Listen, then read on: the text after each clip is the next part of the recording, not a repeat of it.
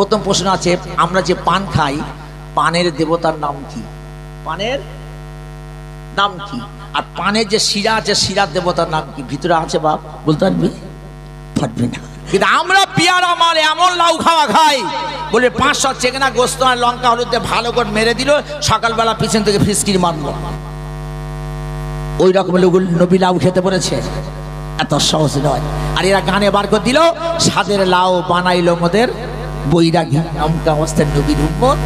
আর পিয়ারা মালেরা সাধু আন্না মোহাম্মদ রসুল্লাহ ফু হাতে ফুঁক দিয়ে চোখে বলেছি নবীর মোহাম্মত দেখাচ্ছি। আরে 10 মিনিট আগে ওমাল বিড়ি খেয়ে এসে হাত বন্ধ করে এসে সেই হাত বন্ধ নিয়ে এরা চোখে বলেছি নবীর মোহাম্মত দেখাচ্ছি। ঢুকলে বাটাম পাটা করে। এই জন্য অনেকে আজান দেয়, দেখবেন আল্লাহু আকবার, আল্লাহু আকবার, বা বলে টান দেয়, ছোট কঞ্চি নিয়ে গোঁজা দিবি, ওর গে গোনা হয় আমার হবে। সাধু আল্লাহ ইলাহা ইল্লাল্লাহ, সাধুরু ডেকে ডেকে পাগল। ও নামাজি পারবে? আছে হাদু, আর ওমাল ধরেছে সাধু। চতুর্দিকে গিয়ে সঙ্গে সঙ্গে হয় বাটাম মারবি, আর না আদলা ইডনে মারবি। আজানটা বন্ধ করে দেবো। সাধু আল্লাহ বুড়ো হয়ে মরতে যাচ্ছ, আবার একামত দিচ্ছে, কাত কামাতে সালা, কাত কামাতে সালা, ও ইমাম তুই মাইনে নিয়ে পালা। কোথায় আছে রে কাত কামাতে সালা? যখন ছেলেরা পরীক্ষা দিতে যায়, হিন্দু ভাইরা দেখবেন, ও সরস্বতী দেব আমার ভগবতী, এ সরস্বতী তুমি আমার বিদ্যা দাও। আমাদের পায়খানা করার জ্ঞান নেই, আছে? খাওয়ার জ্ঞান নেই, আছে? প্রস্রাবের জ্ঞান আছে? এখনই ধরবো, আপনি বলুন খাওয়ার জ্ঞানটা কি আছে? নবী কেমন করে খেতে বলেছে? আই ডোন্ট নো, আই জানি না। একেবারে পা খেলিয়ে বসে গেলে হরদম টেনে দিলুম। কথা হচ্ছে, কথাটা বুঝতে পারছে? তাহলে কোন তরিকা চলবেন? ওয়ামা আতাকুমুর রাসূলু ফাখুযুহু ওয়ামা নাহাকুম আনহু ফান্তাহু। আল্লাহ কোরআনে কোট করে দিলেন, আমার রাসূল তোমাদের যেটা আদেশ দেয় সেটা তোমরা মেনে চলো, আর যেটা নিষেধ করে সেটা তোমরা বর্জন করো। তার নবী যেটা বলবে সেটা মানবো, আর নবী যেটা নিষেধ করবে সেটা আমরা কি করব? এখন আপনি বলুন, আমরা সবাই সিলসিলাভুক্ত মানুষ, কোরআনে আছে ইয়াকা নাবুদু ওয়া ইয়াকা নাস্তাঈন, পড়ি না সূরা ফাতিহায়, सिर्फ तेरी ही इबादत करते हैं और सिर्फ तुझी से मदद चाहते हैं, did we worship and did we seek in the world। আল্লাহ কোরআনে কোট করলেন কি, ইয়াকা নাবুদু ওয়া ইয়াকা নাস্তাঈন, আমরা আল্লাহর কাছে বলছি আল্লাহ তোমার কাছে সাহায্য চাই, তোমার কাছে তোমারই ইবাদত করি। তা সাহায্য চাইবো কার কাছে? চিল্লে বলুন কার কাছে? আরো জোরে বলুন কার কাছে? এখন আপনি বলুন, খাজা মঈনুদ্দিন চিশতি সানজিরি দরবারে গেলেন, কোন ওলি দরবারে গেলেন, যদি গিয়ে বলেন আয় আল্লাহর ওলি তুমি আমার টাকার ব্যবস্থা করে দাও, রোগটা সারিয়ে দাও, ভালো করে দাও, ঠিক হবে তো? তার কি মারবে? বাটাম পেটা করবে। এটা কার আয়াত? কোরআন আয়াত তো। ইয়াকা নাবুদু ওয়া ইয়াকা নাস্তাঈন, सिर्फ तेरी ही इबादत करते हैं और सिर्फ तुझी से मदद चाहते हैं। আমরা তোমারই ইবাদত করি, তোমার সাহায্য চাই। তাহলে ইবাদত করব কার? চিল্লে বলুন কার? সাহায্য চাইবো কার কাছে? আল্লাহর কাছে। তাহলে ওই ওলিদের দরবারে গিয়ে আমরা দোয়া করতে পারবেন, জিয়ারত করুন, কোনো অসুবিধা নেই। কিন্তু এমন কোন জিনিস যেন গেছেও না যে যে জায়গায় গিয়ে দাঁড়িয়ে চাইবে না, সেই চাওয়ার পরিপ্রেক্ষিতে শিরকের গুনাহ হবে। সব গুনাহ আল্লাহ মাফ করবে, কিন্তু শিরকের গুনাহ মাফ করবে। ইন্নাল্লাহা লা ইয়াগফিরু আন ইউশরাকা বিহি ইয়াগফিরু মা দুনা যালিকা লিমান ইয়াশা। আল্লাহ বলেন নিশ্চয়ই আল্লাহ কোন শিরকের গুনাহ মাফ করে না, এছাড়া যাকে ইচ্ছা তাকে ক্ষমা করে দেন। এটা কার কথা? ইন্নাল্লাহা লা ইয়াগফিরু আন ইউশরাকা বিহি ওয়া ইয়াগফিরু মা দুনা যালিকা লিমান ইয়াশা। আল্লাহ বলছে আমি শিরকের গুনাহ মাফ করব না। তাহলে ইয়াকা নাবুদু ওয়া ইয়াকা নাস্তাঈন, ওইখানে গিয়ে তুমি কবর জিয়ারত করো, ওলিদের কবরের ধারে গিয়ে জিয়ারত করো, ওলিদের সব পৌঁছে দাও, ঠিক আছে। কিন্তু ওই জায়গায় গিয়ে যদি বলো আয় আল্লাহর ওলি তুমি আমার বিমার টাকা সারিয়ে দাও, তুমি আমার রুজির ব্যবস্থা করে দাও, তাহলে বাটাম পেটা করবে না? করবে না? চলবে তো? এগুলো এত সহজ নয়। এগুলো কিসের গুনাহ হবে? একজন দাদা হুজুর পীর কেবলা বলতেন, সব গোনা মাফ করবে, কিন্তু শিরকের গোনা কোনোদিন মাফ করবে না। এগুলো হ্যাঁ, তুমি জিয়ারত করো, সেখানে গিয়ে ওলিদের মাজার গিয়ে জিয়ারত করো, সেখানে সব পৌঁছে দাও, ঠিক আছে। ওসিলা নাও, ওসিলা চলবে তো, যে আল্লাহ দোয়ার ওসিলা করে আমার দোয়াটা কবুল করে নাও, আপনি ওসিলা সংগ্রহ করুন। কিন্তু এমন কোন জিনিস ওই জায়গায় গিয়ে দাঁড়িয়েছে না যেটা নাকি শিরকের অন্তর্ভুক্ত। ইন্না শিরকা লা যুলমুন আযীম, নিশ্চয়ই শিরক হলো চরম জুলুম, অত্যাচার, গুনাহ। মনে থাকবে তো? সেই জন্য কোন অলির দরবারে হোক, কোন জায়গায় হোক, আমাদের ওখানে একজন ফকির সাহেব আছে, নাম করা ফকির সাহেব, সারা 30টা সরি ভুল হয়ে গেল, রাতের বেলায় চোরে এখন লাউ কাটতে উঠেছে। কি কাটতে উঠেছে বাবা? লাউ কাটতে উঠেছে। এখন নবী রাসূলুল্লাহ সাল্লাল্লাহু আলাইহি ওয়াসাল্লাম লাউ খেতে ভালোবাসতেন না বাসতেন না? অবশ্যই ভালোবাসতেন। তা আমরা লাউ খেতে ভালোবাসি না বাসি না? যে নবী যেটা ভালোবাসবে আমরা সেটা ভালোবাসবো, কিন্তু আমরা পিয়ারা মাল এমন লাউ খাওয়া খাই, বলে 500 চেংনা গোস্ত আর লঙ্কা হলুদ দিয়ে ভালো করে মেরে দিল, সকালবেলা পিছন থেকে ফিসকির মারলো। ওই রকম লোক নবী লাউ খেতে বলেছে? এত সহজ নয়। আর এরা গানে বার করে দিল, স্বাদের লাউ বানাইলো মোদের বৈরাগী।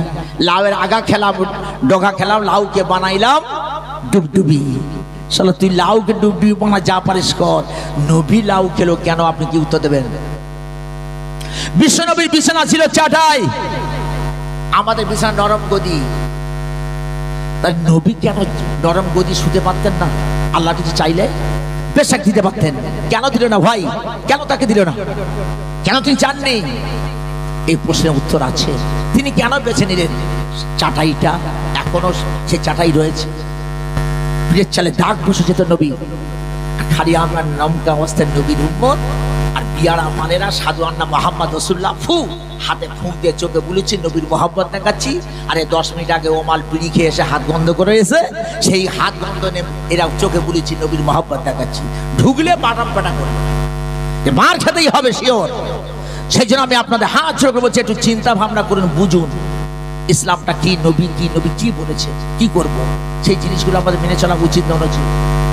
উচিত। আমি টুকটুক করে আমি আগে যাব। এই জন্য সকালে সুবহানাল্লাহ, আলহামদুলিল্লাহ, লা ইলাহা ইল্লাল্লাহ। এখন আপনাকে যদি বলি আপনি লা ইলাহা ইল্লাল্লাহ পড়ুন, মনে হয় 99% এখন কলমা পড়তে পারবে না। আপনি পড়ুন বাবা, আপনাকে ভুল ধরার জন্য আসিনি, আপনাকে শিখিয়ে দেওয়ার জন্য।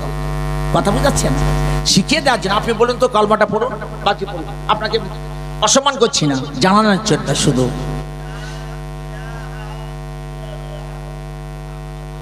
বাস সুন্দর পড়েছে, এখানে শেখার জন্য এনারা চেষ্টা করছে। সর্বদা চেষ্টা করবেন লাটা টেনে পড়বেন। কি পড়বেন? লাটা টেনে পড়বেন। লা মনে থাকবে, লা মানে না নেহি, আর যখন লাটা টান দেবেন না তখন লা মানে আছে। কথা বুঝাচ্ছেন? লা ইলাহা ইল্লাল্লাহ, লা ইলাহা ইল্লাল্লাহ যখন পড়বেন তখন মানে হবে কি, যে আল্লাহ ছাড়া আর অনেক মাবুদ আছে। আর যখন লাটা টেনে পড়বেন নেহি কই মাবুদ মাগার আল্লাহ, আল্লাহ ছাড়া কোনো মাবুদ আর নেই।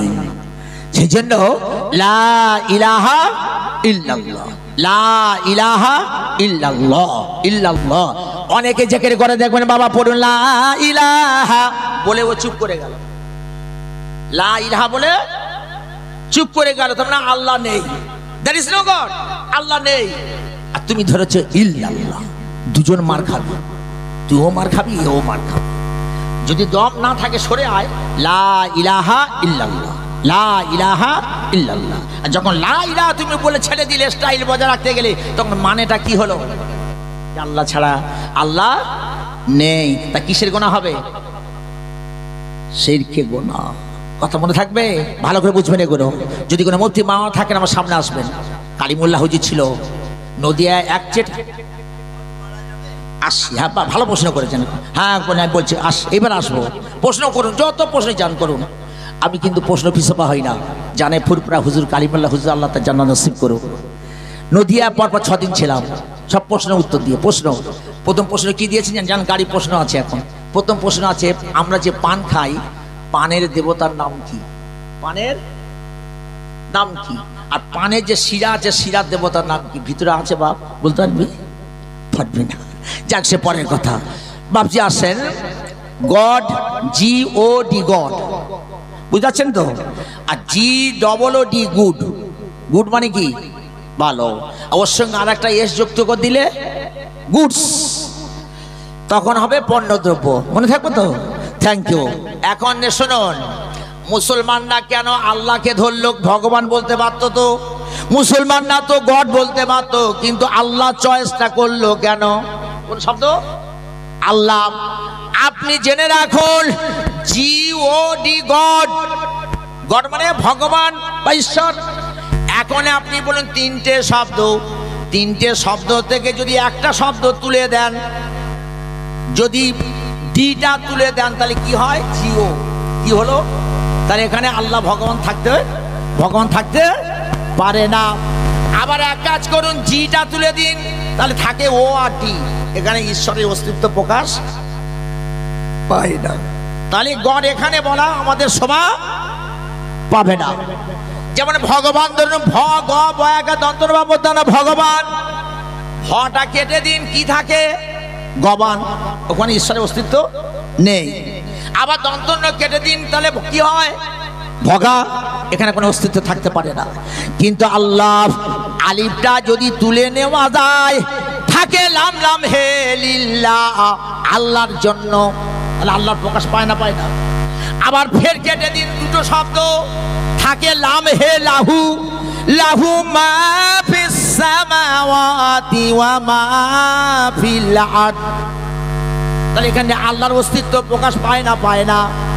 ফের আবার কেটে দিন, লামটা কেটে তুলে দিন, থাকে হু, হু মানে কে? সেই আল্লাহ।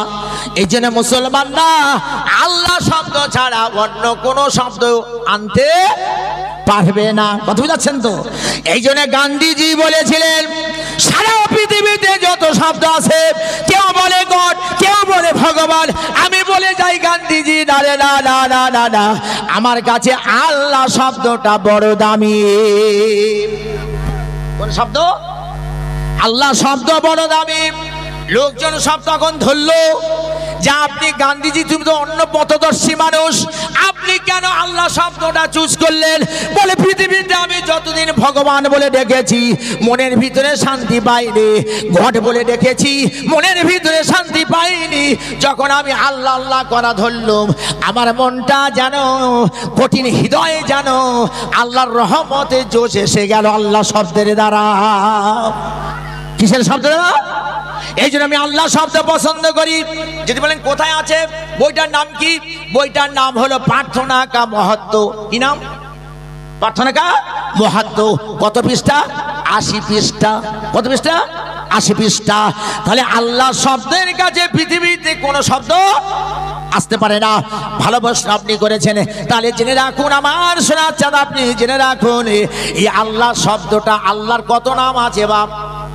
99টা। Thank you. হিন্দুদের ভগবানে কতজন নাম আছে? ভগবানের কত নাম আছে জানেন না? আপনি জেনে রাখুন, আমাদের আল্লাহ যেমন 99টা নাম আছে, তাহলে আল্লাহ কি 99 জন? নো, এটা হচ্ছে গুণবাচক নাম। কি নাম? গুণবাচক নাম। আল্লাহ শব্দ ধরলে 100 হয়ে যায়। ওই রকম হিন্দুদের ভগবান আছে 100 নাম। কত নাম? 100 নাম আছে। এই জন্য আমার রাসূলুল্লাহ বলে দিলেন, আবু হুরায়রা রাদিয়াল্লাহু তাআলা আনহু ক্বালা রাসূলুল্লাহ সাল্লাল্লাহু আলাইহি ওয়াসাল্লাম, ইন্না লিল্লাহি 99 ইসমান মিয়াতান ইল্লা ওয়াহিদান মান আহসাহা দাখালাল জান্নাহ। রাহুল বুখারী শরীফ। হাদিসটা কোথায় হাদিস? বুখারী শরীফের হাদিস। আল্লাহ নবী বলছেন, কেউ যদি আল্লাহর 99টা নাম হৃদয়ে গেঁথে নেয়, ওই হৃদয়ে গেঁথে নিয়ে যদি কবরে চলে আসে, আমার রাসূলুল্লাহ বলে দিলেন, দাখালাল জান্নাত, ওই মানুষটাকে আল্লাহ পাক জান্নাতে দাখিল করে দেবে। কটা নাম? কোথাকার হাদিস? বুখারী। রাবিকে হযরত আবু হুরায়রা রাদিয়াল্লাহু তাআলা আনহু। তাহলে ইনশাআল্লাহ এই 99টা নাম আমরা মুখস্থ করার চেষ্টা করব তো। রহমান, রহিম, সালাম, এগুলো সব কার নাম? সব আল্লাহর গুণবাচক নাম। কথা বুঝাচ্ছেন? এই যে আল্লাহ শব্দটা সব থেকে বড় দামি না বেদামি? সব থেকে দামি। এই জন্য কোনো শব্দ ঠিক খাবে না আল্লাহর কাছে এসে। কথা বুঝছেন? এই জন্য মুসলমানরা আল্লাহ শব্দকে চুজ করেছেন, এটা আল্লাহর তরফ থেকে এসেছে। এই জন্য অনেকে আজান দেয়, দেখবেন আল্লাহু আকবার, আল্লাহু আকবার, বা বলে টান দেয়, ছোট কঞ্চি নিয়ে আর গোঁজা দিবি, ওরকে গোনা হয় আমার হবে। এখানে বা যখন টেনে পড়বে মানে কি হবে? বার মানে শয়তান। বার মানে কি? তাহলে আল্লাহ কি শয়তান? তাহলে এগুলো পরিবর্তন করবেন তো। আল্লাহু আকবার, আর অনেক টান দেয়, আল্লাহু আকবার, টানে দিল। আবার অনেকে দেখবেন আশহাদু আল্লাহ ইলাহা ইল্লাল্লাহ, সাধু আল্লাহ ইলাহা ইল্লাল্লাহ, সাধুরু ডেকে ডেকে পাগল। ও নামাজি পারবে? আছে হাদু, আর ও মাল ধরেছে সাধু।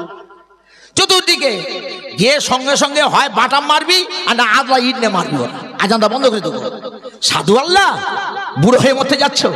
আবার একামত দিচ্ছে, কাত কামাতে সালা, কাত কামাতে সালা, ও ইমাম তুই মাইনে নিয়ে পালা। কোথায় আছে রে কাত কামাতে সালা? নে দুই সালা শুয়ে পড়, ইমাম আর মুয়াজ্জিন শুয়ে পড়। বুড়ো হয়ে মরতে যায়, 40 বছর, 50 বছর, 60 বছর, 70 বছর হলেও পরিবর্তন কিছু নেই, শুধু নামে নাম রেখেছে ফজর আলী। শালা ফজরের নামাজে ধার ধারে না, ও নাম রেখেছে ফজর আলী। নাম রেখেছে জোহর আলী, ও জোহরের ধারে বারে ঘাসে না, নাম রেখেছে জোহর আলী। আবার রেখেছে কি হিম্মত আলী, শালা শুয়ে উঠতে পারে না, নাম রেখেছে হিম্মত আলী। শুধু বাটাম পেটা, এদের আর কিছু নয়। চালাকি ইসলাম নিয়ে ছিনিমিনি খেলা হচ্ছে শুধু। আজ মথুরার বৃন্দাবনে শিবশক্তি স্বরূপ যে মহারাজ উদাসেন, এমএ পিএইচডি, 12টা ভাষার পণ্ডিত মানুষ, অটল বিহারী বাজপেয়ী বলেছিল, ওরে শিবশক্তি স্বরূপ যে মহারাজ উদাসেন, তুমি কেন ইসলাম কবুল করলে? বলছে Islam is the greatest religion in the world. Islam হলো পৃথিবীতে সব থেকে শ্রেষ্ঠ ধর্ম, আর হযরত মুহাম্মদ হলেন আল্লাহ রসুল। আমি এই দুজনকে ভালোবেসে ইসলাম কবুল করে নিয়েছি। কে কবুল করেছে? 21 বছর একটা প্রেসিডেন্ট জেল খাটলো। জেল খাটার পরে সেই প্রেসিডেন্ট জেলের ভিতর থেকে 30 পারা কোরআনের হাফেজ হয়েছে। নাম কি? বলতে পারবেন না? এত সহজ নয়। আপনাদের সেই জানার প্রশ্ন কিছু রাখবো, এই জন্য আমি ধরেছি যে লাইনটা ধরেছি, আমি লাইনটা আস্তে আস্তে আগিয়ে যাই। এই যে আপনারা দরুদ শরীফ পড়ি, দরুদ কোন শব্দ বলবেন? বোবা হয়ে থাকবেন না, শিখে তো। আপনি মনে করবেন না যে আমাদের ইনসাল্ট করার জন্য, অপমান করার জন্য এসেছে। না না না, আপনাদের জানানোর জন্য, শেখানোর জন্য। তাহলে দরুদটা কোন শব্দ বাপ? নো, কে শিখেছে আপনাদের? দরুদ হলো ফার্সি শব্দ। কোন শব্দ? দরুদ হলো ফার্সি শব্দ। তাহলে দরুদের আরবিটা কি জানা নেই? জেনে রাখুন, দরুদের আরবি হলো সলা। কি বলবেন? সলা। তার হাদিস টানবো, ইনশাল্লাহ বুঝিয়ে দেবো। সলা মানে দরুদ, সলা মানে নামাজ, সলা মানে প্রার্থনা করা, সলা মানে বাঁকা জিনিসকে সোজা করা। মনে থাকবে তো? তাহলে এইবার সলা মানে কি হলো? দরুদ। আর দরুদটা কোন শব্দ? ফার্সি শব্দ। নামাজটা কোন শব্দ? কখনো নয়, নামাজটা হলো ফার্সি শব্দ। কোন শব্দ? ফার্সি শব্দ। নামাজে আরবি কি? সলা। নামাজের শব্দ কি? সলা। মনে থাকবে। রোজাটা কোন শব্দ? এই তো আর কদিন পরে পাইকারি মালের আগে ঠেলে উঠবে, আছে না নেই? এই তো লাইলাতুল বারাত চলে গেল। বাপ রে বাপ, একবার হাতে ধূপকাঠি, নতুন জামা ইস্ত্রি করা, গায়ে গুরগন্ধ, আতর মেখে একেবারে ভালো রকমের দেশলার মোমবাতি আর ধূপকাঠি নিয়ে মসজিদের ভিতরে গিয়ে টলে টলে টলে রব্বানা আতিনা, আল্লাহ টাকা দে না, বিপদ দূর কর না। আল্লাহ বলে একবার তুই কবরে আয় না, একবার তুই কবরে আয়, তো টাইট দিয়ে ছাড়বো আমি। কত পাইকারি মালেরা সারা রাত 2টো, 2:30, 3টে পর্যন্ত চোখ লাল হয়ে গেছে। ভুল বলছি? এদিকে হেলে দুলে দোয়া করছে, আল্লাহ বলে, ও ফেরেশতা বলে, ও আল্লাহ করি কি, ওর তো চোখ লাল হয়ে গেছে মাবুদ, তোমার কাছে তবু হাত তুলেছে, হেলে পড়ে, এদিকে পড়ে ওদিকে পড়ে, ওর নামটা কোথায় রেখে দেব? আল্লাহ বলে, এক কাজ করো ফেরেশতা, ওর নামটা খাতার পিছনে রেখে দে। কোথায় পিছনে? ওদের বিয়ার আমার খাতার পিছনে রাখ। ওই মালদের জিজ্ঞেস করবেন, গায়ে লাগলে কিছু করার নেই বাপ, আবার ফরজের গুরুত্ব বেশি না নফলের গুরুত্ব বেশি? কোন গুরুত্ব বেশি? ফরজের গুরুত্ব বেশি।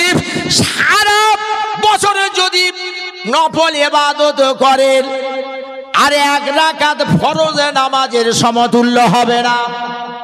তার কিসের গুরুত্ব বেশি? তাহলে আপনি ওই সময় মসজিদে সারা 5 ওয়াক্ত নামাজ আপনি পড়েন না, শুধু জুমার নামাজে গিয়ে হাজির হন। কোন নামাজে? ও মাল জানে আল্লাহ রসুল বলেছেন, তবাল্লাহু আলা কলবিহি, যে 3 জুমা মসজিদে না যাবে আল্লাহ তার অন্তরে কুলুম মেরে দেবে, চাবি মেরে দেবে। ও শুনে বিবিকে বলছে, বিবি রে, নবী বলেছে 3 জুম্মা যদি কেউ না যায় নামটা কেটে দেবে, কেটে দেবে। ও বিবি তুই শোন, শোন, আমি 2 শুক্রবার যাব না, 3 শুক্রবার মাথায় যাব, দেখি কেমন কাটে। আল্লাহ ফেরেশতা তখন চিন্তা করল, আল্লাহ কাটি কি করে? ও তো জয়েন্ট দেশে, তা আমরা জয়েন্টের মাল। ঠিক শুক্রবার গিয়ে হাজির হব, লাইলাতুল বারাতে হাজির হব। সিজন ব্যবসা এসে যাচ্ছে আর কদিন পর। কি ব্যবসা? ও সিজন ব্যবসা।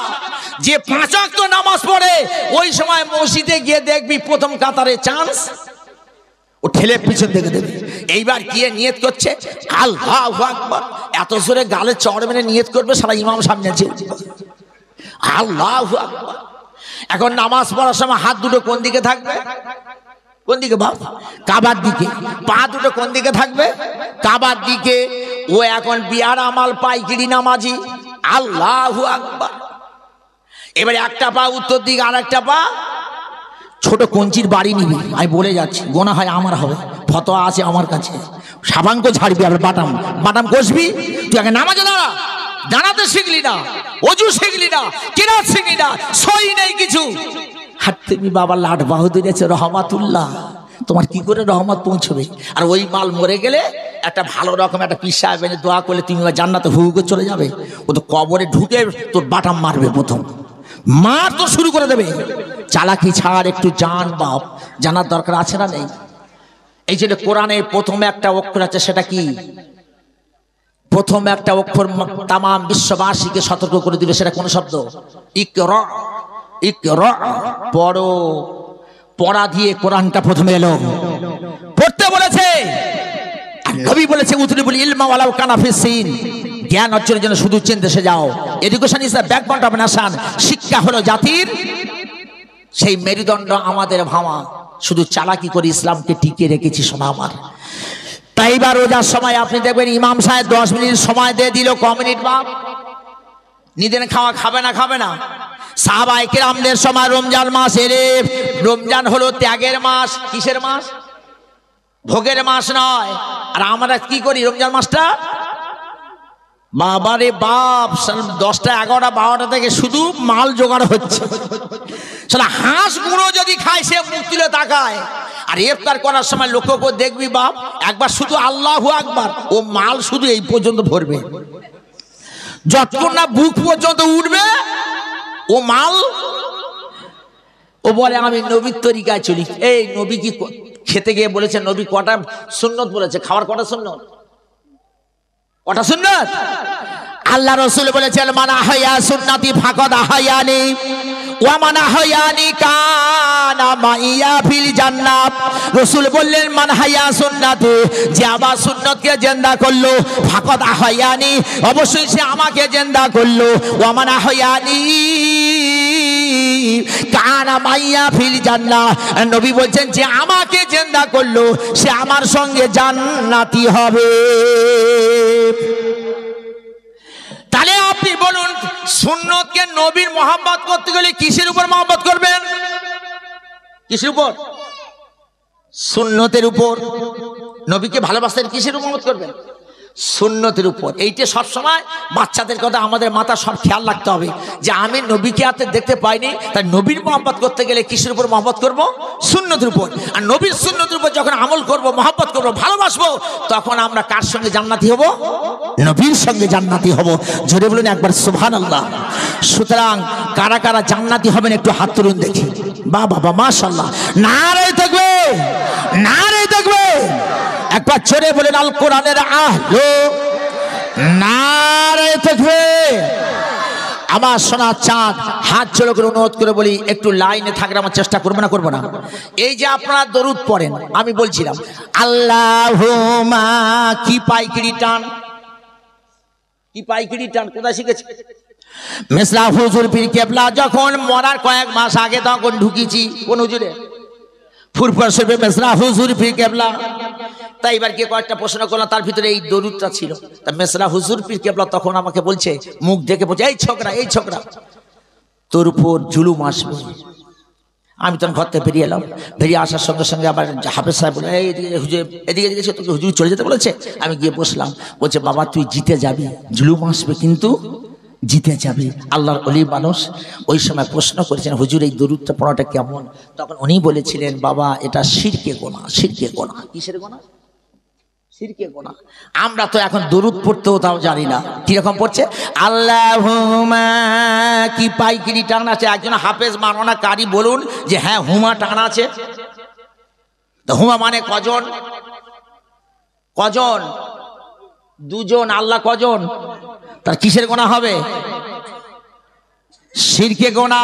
আবার ধরেছে ওলা আলে, ন ওলার আলু দেখাও, ওলা আলে কোথায় আছে রে ওলা আলে? আবার মোহাম্মদ হরদম টান, কোথায় টান আছে? একজন হাফেজ মাওলানা বলুন আমি শিখে নেবো, টিসমি আমাকে শিখে দাও, আছে টান? কে আপনাদের শিখেছে? তাহলে এই রকম দরুদ যদি পড়েন মদিনায় সওয়াব যাবে না, এই জায়গা ঘুরপাক খাবে। তাহলে আমাদের পরিবর্তন করার দরকার আছে না নেই? আমি এই জন্য বলি প্রথম দুটো নিয়ত বলেছি, একটা পরিবর্তন নিয়েতে বসবো আর একটা আমলের নিয়েতে বসবো। আগে পরিবর্তনের জিনিসগুলো। তাহলে আপনি পড়বেন কি রকম?